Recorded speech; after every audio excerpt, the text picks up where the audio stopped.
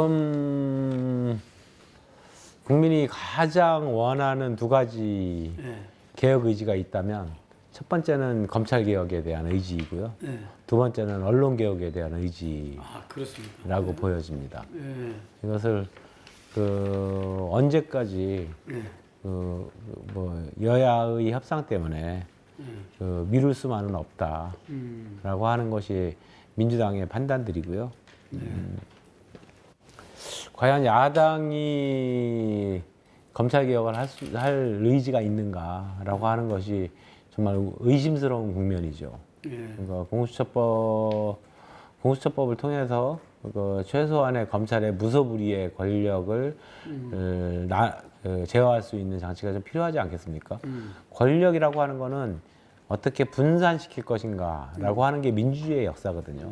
그런 의미에서 이번에 검찰 개혁을 위한 첫 번째 단추로서 공수처법은 반드시 정기국회 내에 통과시켜야 된다고 보여집니다.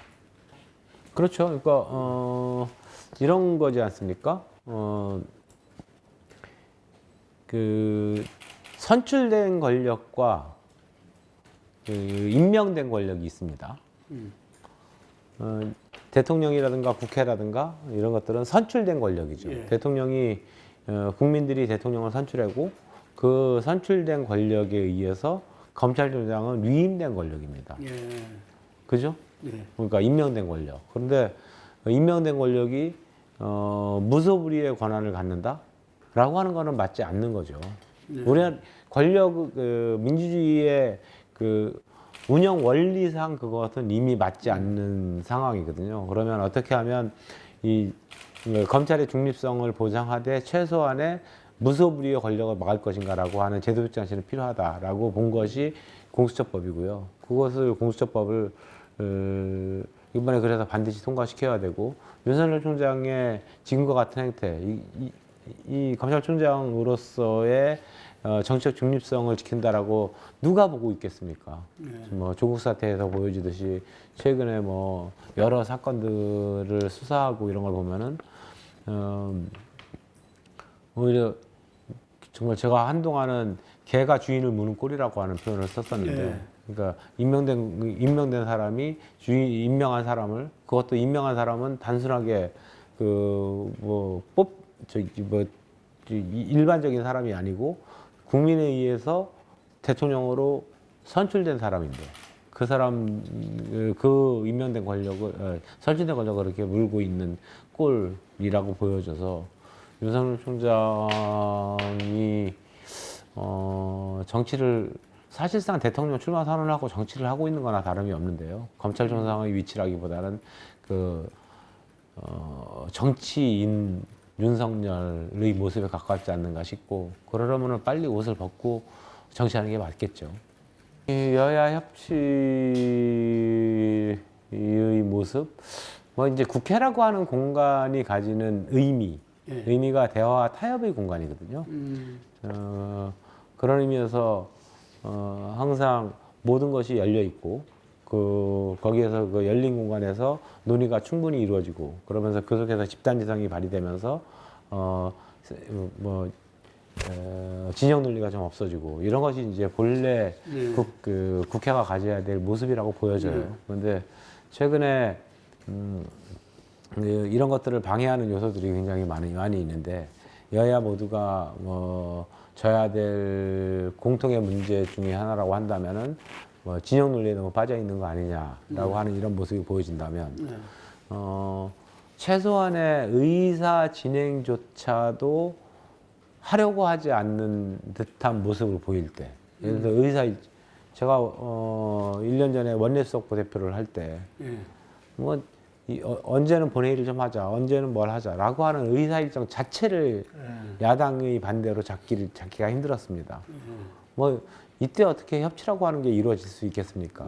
협치를 하고 대화 타협을 하기 위해서는 최소한 회의 공간은 열려야 되지 않습니까?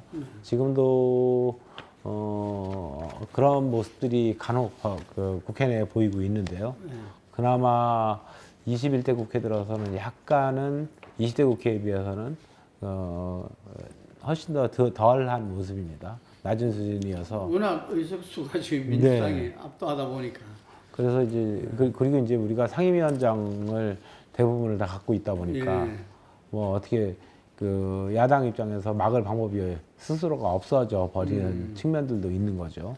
그래서 그렇긴 하지만 민주당이 과방위를 운영하는 할 때도 그렇고 뭐 최소한의 우리가 과반 이상의 의석이기 때문에 모든 것을 밀어붙이겠다라고는 하지 않고 있습니다. 그래서 실제로 야당의 의견들도 충분히 들으면서 야당이 반대하는 법들은 어떻게 하면은 같이 조금씩 양보하면서 법을 만들어갈 것인가라고 하는 것을 고민하고 그리고 협의해 나가고 있는 상황입니다. 저는 잘 될 거라고 보고요. 이번에는 특히나 반드시 해야 될 문제라고 보여집니다. 이미 김해공항은 김해공항을 한번 리모델링 해가지고 확장을 했습니다. 예.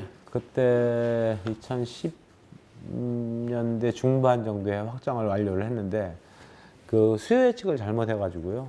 확정하자마자 이미 또 부족해 버렸어요.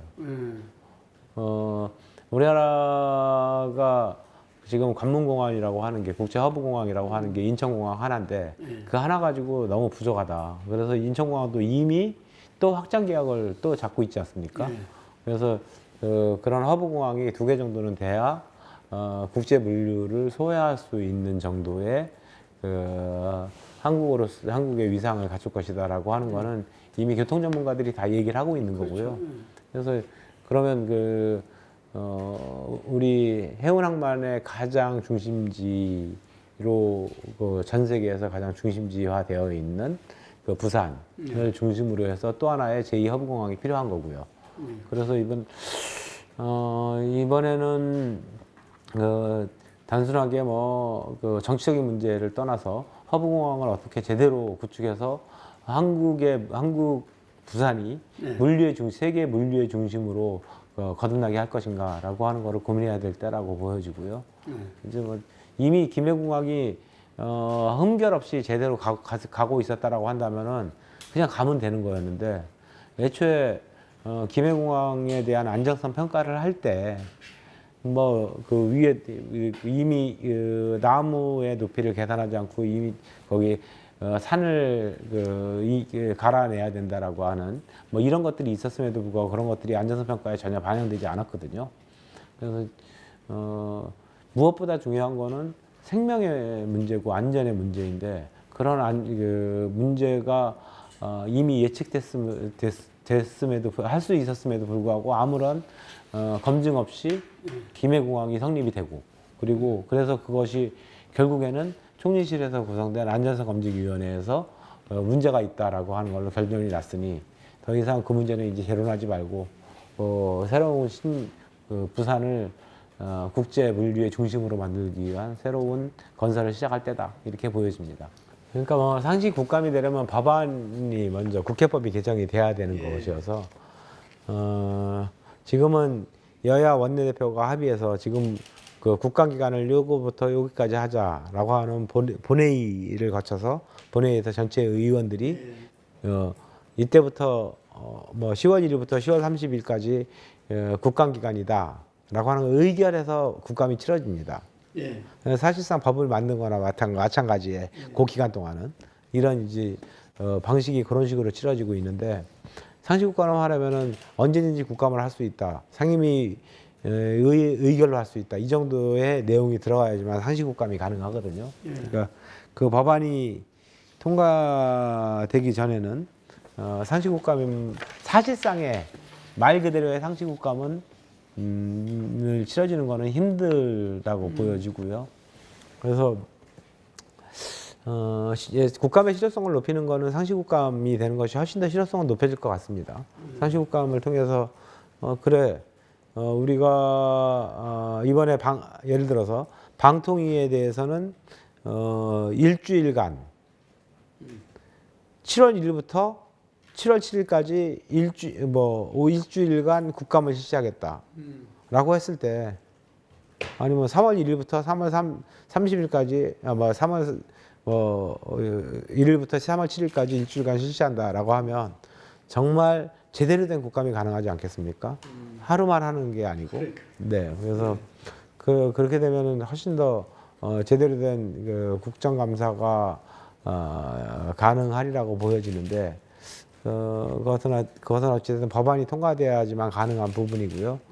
네, 지금 상태에서는 상시국 간에 그래서 이제 버금가는 이다라고 말씀을 드렸는데 지금 상태에서도 국감은 아니어도 할 수 있는 것들이 상임위 의결로 예를 들어서 그 소위를 만들어 가지고 아니면 특별위원회를 만들어 가지고 그 어떤 그 사안에 대해서 집중적으로 논의를 한다거나 예를 들어서 아까 이제 알고리즘 문제 이런 것들도 별도의 소위를 만들어 가지고 아니면 기존의 소위에서 그 정말 제대로 공청회도 하고 그 기술 전문가들을 불러다가 얘기도 들어보고 거기 현장만 가서 얘기도 들어보고 등등 하는 이런 것들을 시행할 수가 있죠.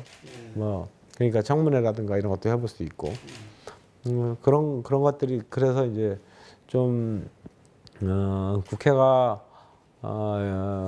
국민들이 생각하는 그런 문제 있는 정부의 운영 문제에 대해서는 보다 더 상세하게 들여다볼 필요가 있다라고 해서 그런 상시 국감에 버금가는 상임위 운영을 해보겠다 이런 말씀을 드린 겁니다. 근데 21대 국회에서 국민들이 민주당에 압도적인 의석을 줬잖아요. 그러면 일하는 국회를 위해서 그걸 만들려면 제도적으로 국회법을 개정해야 되잖아요. 그래서 그 문제도 좀 전향적으로 이렇게 국회법은 아마 지금 오늘도 제가 운영위원회 그러니까 그 국회법을 소관하는 운영위원회가 운영위원회거든요. 네. 운영위원회 오늘 법안 소위가 있어가지고 그 논의가 있는 걸로 알고 있습니다. 예. 국감이라든지 네, 이런 부분에 네, 대해서 네, 네. 일하는 국회법. 그래서 지금 일하는 국회법의 주된 내용은 의사 일정을 지금은 여야 의원 그 원내대표끼리 합의하고 상임위 간사들끼리 합의해야지만 의사 일정이 만들어지는데 그거 말고 의사 일정을 법정 무조건 날짜를 박자. 매월 첫째 주, 둘째 주, 셋째 주, 넷째 주 화요일 날은 무조건 상임위원회를 개최한다. 그러면 합의 없어도 합의하지 않고도 무조건 개최하게 돼 있지 않습니까? 그런 게 이제 의사 일정을 법정화 시키자 개최를 그리고 목요일 날은 소위를 무조건 개최한다 이렇게 법정화 시키자. 그래서 의사 일정 법정주의가 제일 중요한 문제 중에 하나고요. 그 다음에 지금은 국회가 관행상으로 완전히 여야 100% 합의제 구조입니다. 이 100% 합의제 구조라고 하는 게 악용이 되면 예를 들어서 10명에서 법안소위에서 논의를 하는데 9명이 합의를 해도 한 명이 나는 반대요 하면 통과가 안 되는 거거든요. 그래서 그런 건 좀 과하지 않나. 이게 과연 민주주의의 원리당 맞나 라고 해서 의안에 대해서 표결을 도입하자. 합의제가 아니고. 전에 그러더라고. 하백제도냐 이러더라고. 그러니까요. 지금 사실상 하백제도입니다. 그래서 그 표결주의를 도입하자. 이런 것들이 이제 일하는 국회법에서 가장 중요한 문제고요.